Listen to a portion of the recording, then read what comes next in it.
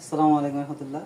প্রিয় ভিউয়ার্স, আজকের ভিডিওতে দেখাবো আপনাদেরকে সিলিন্ডারের যে লাইন আছে সাবি বলে, ওইটা আপনি কীভাবে জয়েন দিবেন এবং খুলবেন এবং ওপেন এবং ক্লোজ করবেন দেখাবো।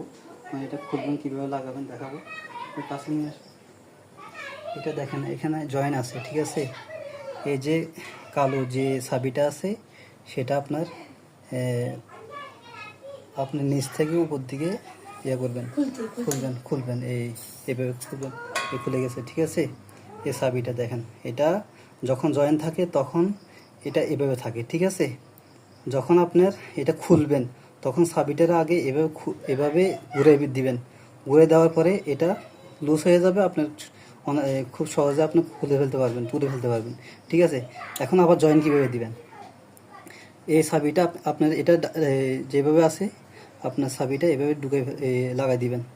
এটা এখানে বসাই দিয়ে তারপরে এই চাবিটা আবার জায়গা মতো আবার উপর থেকে নিচে আপনার জয়েন দিয়ে দিবেন, ঠিক আছে। এভাবে উপর থেকে নিচে জয়েন দিয়ে দিলে এটা লেগে যাবে। আমি আবার দেখাচ্ছি আপনাদেরকে প্র্যাকটিক্যালি। এই দেখেন, এভাবে আছে তো, এই এই এই ঠিক আছে। এভাবে লাগাইছি তো, এটা আগে চাপ দিয়ে ধরবেন।